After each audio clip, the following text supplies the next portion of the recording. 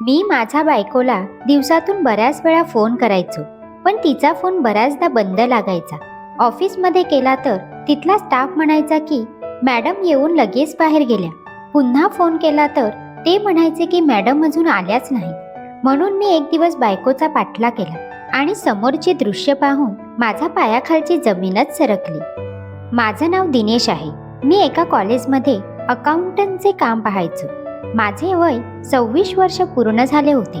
बाबा लहान असतानाच हृदयविकाराने सोडून गेले होते. बाबा सोडून गेल्यानंतर सगळा कारभार आईने सांभाळला. आई बँकेत जॉबला होती आणि सोबत बाबांची पेन्शनही होती. त्यामुळे पैशांची चणचण कधीच भासली नाही. माझे शिक्षण पूर्ण होताच मला कॉलेजमधून अकाउंटंटचा जॉब मिळाला होता. सगळे व्यवस्थित चालू होते. आई सुद्धा आता रिटायर झाली होती. मी दिसायला छान होतो. आईनेही लग्नाचा तगादा लावला होता. स्थळ बघायला सुरुवातही झाली होती. पण मला साधी, सरळ आणि सुंदर मुलगी हवी होती. मला कॉलेजमध्ये एक मुलगी रोज दिसायची. बघता क्षणी कोणालाही आवडेल अशी होती ती. अगदी साधी, सरळ आणि खूपच सुंदर. खूप शांतही होती. तिला कुणीही मित्रमैत्रिणी नव्हत्या. अगदी न चुकता वेळेवर कॉलेजमध्ये यायची आणि वेळेवर जायची. एकदा ती कॉलेजची फी भरण्यासाठी माझ्याकडे काउंटरवर आली होती. त्यावेळेस फॉर्म भरताना मला तिचे नाव कळाले होते. शिल्पा नाव होते तिचे. मी तिला रोजच पाहायचो, पण बोलायची हिंमत होत नव्हती. तरीही मी तिच्याशी बोलण्याचा बऱ्याच वेळा प्रयत्न केला, पण ती जास्त कुणाशीच बोलायची नाही. पण मला ती बघता क्षणी खूप आवडली होती. मी मनाशी ठरवलं होतं, जर लग्न करीन तर ह्याच मुलीशी करीन, कारण ती इतर मुलींपेक्षा वेगळीच होती. ती तिचा अभ्यास आणि कॉलेज इतकेच काय तिचे जीवन होते. एके दिवशी मी तिला मुद्दाम लिफ्ट देण्याचे ठरवले, परंतु तिने सरळ नकार दिला. तिच्या वर्गात शिकवणारे एक सर माझ्या ओळखीचे होते. त्यांच्यासोबत मी तिला बोलताना बऱ्याच वेळा पाहिले होते. कॉलेजमध्ये जितके ती त्या सरांशी बोलायची तितके शिल्पा इतर कुणाशीही बोलत नव्हती. एकदा वेळ पाहून मी त्या सरांना विचारले की ती मुलगी नेहमीच इतकी शांत शांत का असते, कुणाशीच बोलत का नाही. त्यावर सरांनी मला जे उत्तर दिले ते ऐकून मी निशब्द झालो. सरांनी मला सांगितले की अरे, ती या जगात एकटीच आहे. तिला आई वडील नाहीत. तिचे दुसरे कुणीही नाही. एकटीच राहते बिचारी, पण अभ्यासात मात्र खूप हुशार आहे. सरांचे बोलणे ऐकून आता शिल्पाने माझ्या मनात घर केले होते. माझ्या मनात तिच्याबद्दल प्रेम आणि आदर दोन्हीही वाढले होते. माझ्याकडून आता राहिले जात नव्हते. मी क्षणाचाही विलंब न करता लगेचच शिल्पाजवळ गेलो आणि लग्नासाठी मागणी घातली. पण शिल्पाने सरळ सरळ नकार दिला. मी 2-3 वेळा विचारले, पण ती होकार देतच नव्हती. मी खूप दुःखी झालो, पण मी हार मानली नाही. मी शिल्पाबद्दल कॉलेजमध्ये चौकशी केली असता तिचे कुणाशीही प्रेम प्रकरण काहीही नव्हते. मी शेवटी त्या सरांकडे गेलो व त्यांना शिल्पाबद्दल सर्व हकीकत सांगितली व माझे शिल्पावर किती प्रेम आहे हे त्यांना पटवून दिले. मी सरांना म्हणालो की सर, मी शिल्पावर जीवापाड प्रेम करतो. माझ्यासाठी तुम्ही शिल्पाला विचारता का? मला शिल्पासोबत लग्न करायचे आहे. मी तिला खूप खुश ठेवीन. सरांनीही होकारार्थी मान हलवली. सरांनी माझ्या सांगण्यानुसार लगेचच दुसऱ्या दिवशी शिल्पाला बोलावून घेतले आणि माझ्याबद्दलचे तिचे मत विचारले. शिल्पा म्हणाली की मला लग्नच करायचे नाही. सरांनी शिल्पाला खूप समजावण्याचा प्रयत्न केला. मुलगा खूप चांगला आहे. त्याचा स्वभाव देखील खूप चांगला आहे. तो खूप प्रेम देखील करतो तुझ्यावर. पुन्हा एकदा शांतपणे विचार कर. मी सांगतोय म्हणून तरी एकदा विचार कर. ते सर शिल्पाची कॉलेजची फी भरायची, त्यामुळे त्या सरांचेही तिच्यावर खूप उपकार होते. त्यामुळे शिल्पा त्यांना म्हणाली की मी उद्या सांगते सर. मी त्या दोघांचे बोलणे गुपचूप ऐकत होतो. आता मला शिल्पाचे उत्तर काय असेल याची जास्त उत्सुकता लागली होती. जितकी उत्सुकता होती तितकीच जास्त मनाला भीतीही वाटत होती की जर शिल्पाने लग्नासाठी नकार दिला तर. या विचाराने माझ्या मनात काहूर माजला होता. मला रात्रभर झोप लागली नाही. कधी एकदाची सकाळ होते आणि कधी मी कॉलेजला जाऊन शिल्पाला भेटतोय असं झालं होतं. दुसऱ्या दिवशी सकाळी मी लवकर कॉलेजला पोहोचलो. नेहमीप्रमाणे शिल्पा देखील कॉलेजला वेळेवर पोहोचली आणि आल्या आल्या त्या सरांकडे गेली. मीही तिच्या मागे मागे हळूहळू जात होतो. आता मात्र माझ्या छातीत धडधड वाढली होती. तिच्या उत्तराने माझे आयुष्य बदलणार होते. मी हळूच बाहेर कान लावून ऐकत होतो. शिल्पा सरांना म्हणाली की सर, मी त्यांच्यासोबत लग्नाला तयार आहे. पण माझ्याकडून यांना फक्त मीच मिळेल. मोठं लग्न किंवा साधं लग्नही मी स्वतः करून देऊ शकत नाही, कारण माझी ती परिस्थितीही नाही. सर लगेच म्हणाले की अगं शिल्पा, त्याची काहीही गरज नाही. तो मुलगा खूप चांगला आहे, तो सगळं सांभाळून घेईल. इतके ऐकून शिल्पा सरांच्या केबिनमधून बाहेर आली. मी दरवाजामध्येच उभा होतो. मी शिल्पाकडे पाहतच होतो. माझ्या आनंदाला सीमाच उरली नव्हती. मी खूप खुश होतो. मी लगेचच शिल्पाला म्हणालो की तुला काही विचारायचे असल्यास शिल्पा तू मला विचारू शकतेस. शिल्पा म्हणाली की काही नाही, पण हो, लग्न झाल्यानंतर जर तुम्हाला दुसरे कुणी आवडले तर तुम्ही मला सोडून तर जाणार नाही ना? शिल्पाचा असा प्रश्न ऐकून मी आश्चर्यचकित झालो की शिल्पाला असा प्रश्न का बरं पडला असावा. मी लगेचच शिल्पाला म्हणालो की असं होणे अशक्य आहे, असं कधीच होणार नाही. माझे तुझ्यावर खरं प्रेम आहे.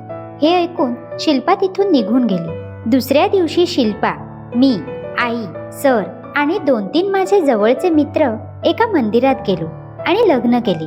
मी खूप खुश होतो आणि माझी आई देखील तितकीच खुश होती, कारण शिल्पा होती तितकी सुंदर, साधी आणि सरळ. आज माझ्या आईला घरातील सोबती मिळाली होती. मी शिल्पालाही समजावून सांगितले की हे घर कालपर्यंत आमच्या दोघांचे होते, पण आजपासून तुझे देखील आहे. हे घर कसं सांभाळायचे आता ते तू बघ. तुला काहीही कसलीही मदत लागलीच तर मी आहेच. आज आमच्या दोघांची पहिली रात्र होती. आज मी स्वतःला खूप नशीबवान समजत होतो की माझे पाहिलेले स्वप्न सत्यात उतरले होते आणि ते माझ्या समोरच होते. असं खूप कमी लोकांच्या बाबतीत घडतं की आपण ज्याच्यावर प्रेम करतो त्या व्यक्तीसोबतच आपलं लग्न होते. मी त्यातलाच एक होतो. पण शिल्पा मात्र थोडी नर्वस वाटत होती. मी शिल्पाला हळूच मिठीत घेतले आणि म्हणालो, काहीही काळजी करू नकोस, कोणतेही टेन्शन घेऊ नकोस. मी नेहमीच तुझ्या सोबत राहीन. तरीही ती तिच्याच काहीतरी वेगळ्या विचारात असल्यासारखी वाटत होती. मी तिला खूप प्रेम दिले. आता शिल्पा आणि मी दोघेही एक झालो होतो. शिल्पाचे आता ग्रॅज्युएशन पूर्ण झाले होते. आता शिल्पा देखील माझ्यावर खूप प्रेम करायची. आई सुद्धा तिच्यावर खूप प्रेम करायची. तिला आईची कमी कधीच होऊ दिली नाही. आईलाही सुनेच्या रूपात एक चांगली मुलगी मिळाली होती आणि शिल्पाला देखील आईचे प्रेम मिळाले होते. सगळे काही अगदी सुरेखपणे चालले होते. शिल्पाला आता बाहेर जॉबला जायचे होते. ती मला पहिल्यापासूनच म्हणायची की मला बाहेर जॉब करायचा आहे. आईचीही काहीच हरकत नव्हती. मी शिल्पासाठी एक छान जॉब शोधला. आज शिल्पाचा जॉबचा पहिला दिवस होता. माझा संसार खूप चांगला चालला होता. मी शिल्पाला बेस्ट ऑफ लक केले. आज शिल्पा खूप खुश होती. मी शिल्पाला म्हणालो की चल, मी आज तुला जॉबवर सोडतो. तर ती लगेच नको म्हणाली. मी जाईल माझी मी. असेही तुमचा जॉब एकीकडे आणि माझा जॉब दुसरीकडे. माझ्यामुळे तुम्हालाही उशीर होईल. मी म्हणालो ठीक आहे मग. पण शिल्पा अर्धा तास अगोदरच घरातून बाहेर पडली होती. मी विचार केला आज पहिलाच दिवस आहे म्हणून कदाचित असेल लवकर. मीही कॉलेजला गेलो आणि कॉलेज सुटल्यावर मी शिल्पाला घ्यायला गेलो. शिल्पाच्या ऑफिसमध्ये गेलो तर शिल्पा ऑफिसमध्ये नव्हती. मी तिथल्या ऑफिस स्टाफला विचारले असता ते म्हणाले की मॅडम कधीच निघून गेल्या आहेत. मला वाटले होते की मी शिल्पाला सरप्राईज करीन, पण तिथे जाऊन मीच सरप्राईज झालो. मी तिथून सरळ घरीच आलो. बघितले तर शिल्पा घरी पण नव्हती. मी आईला विचारले की शिल्पा आली नाही का अजून? आई म्हणाली शिल्पा आली तर होती घरी, पण लगेच कुठेतरी बाहेर गेली. मी लगेचच शिल्पाला फोन लावला तर शिल्पाचा फोन घरीच वाजत होता. ती फोन घरीच ठेवून कुठेतरी बाहेर गेली होती. आता आम्ही दोघेही शिल्पाची वाट पाहत होतो. शिल्पा नक्की कुठे गेली असेल, का गेली असेल, असे अनेक प्रश्न माझ्या मनात येत होते आणि मला शिल्पाची काळजी वाटत होती. माझे मन कशातच लागत नव्हते. इतक्या दिवसात शिल्पाविना राहण्याची ही पहिलीच वेळ होती. तेवढ्यातच शिल्पा येताना दिसली. काय ग, कुठे गेली होतीस आणि तुझा फोनही घरीच ठेवून गेली होतीस? मी काळजीपोटी शिल्पाला प्रश्न विचारत होतो. शिल्पा म्हणाली अहो, घरामध्ये भाजीला काहीच नव्हते म्हणून बाहेर गेले होते. मी म्हणालो ठीक आहे. रात्रीचे जेवण आम्ही एकत्र जेवलो व त्यानंतर मी, आई आणि शिल्पाने खूप गप्पाही मारल्या. आई म्हणत होती की आता मला नातू पाहिजे लवकर. आम्ही दोघेही एकमेकांकडे पाहून हसत होतो. शिल्पाचे हसणे माझ्या मनाला खात होते. शिल्पा दिसायला खूपच सुंदर होती. मी शिल्पाच्या कानात हळूच म्हणालो, आवरून लवकर रूममध्ये ये. ती गालातल्या गालात हसली आणि हळूच होकार दिला. दुसऱ्या दिवशी नेहमीप्रमाणे आम्ही दोघेही कामावर जायला निघालो. आज शिल्पाला जाता जाता मी तिच्या ऑफिसला सोडले आणि मी कॉलेजला गेलो. दुपारची जेवणाची सुट्टी झाली होती, म्हणून मी जेवण करण्या अगोदर शिल्पाला फोन केला, तर तिचा फोन बंद येत होता. मी ऑफिसच्या फोनवर फोन केला, तर ते म्हणाले की आज शिल्पा मॅडम ऑफिसच्या कामावर आल्याच नाही. मला हे ऐकून शॉकच बसला. कुठे गेली असेल ही नक्की?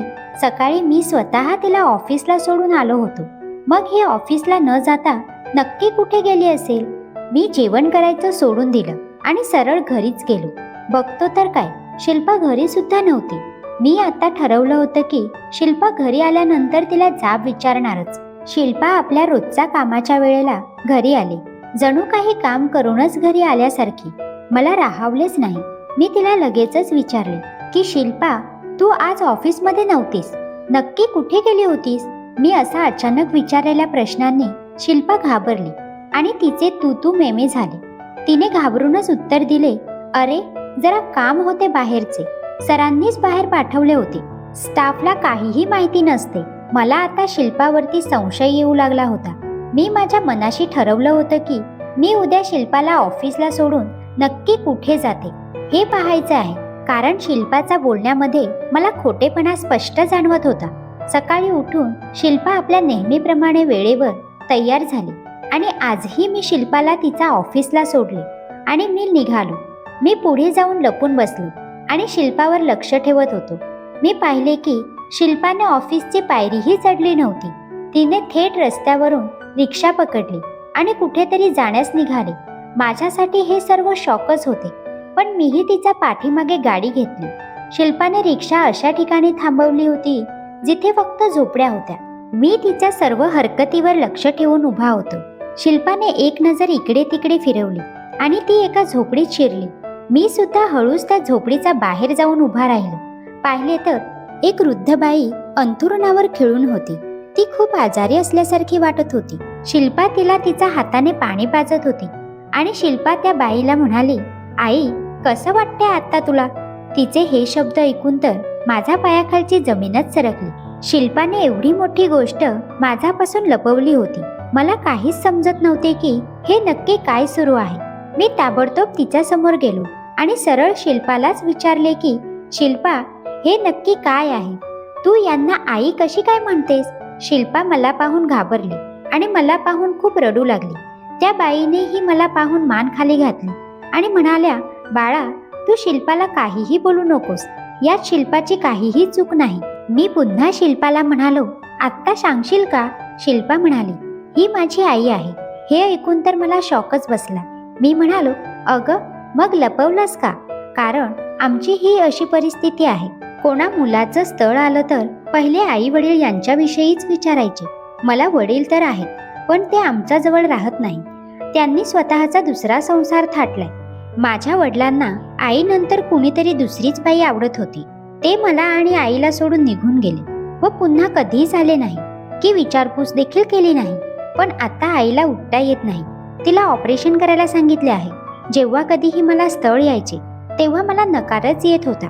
एक तर आमची परिस्थिती त्याला कारणीभूत होती आणि दुसरे महत्वाचे कारण होते ते म्हणजे माझे बाबा, जे आमच्या जवळ राहत नव्हते. त्यामुळे आईने मला शपथ दिली होती की तुला जर कोणी लग्नाला विचारलं तर तू आई वडील नाहीत असे सांगायचे.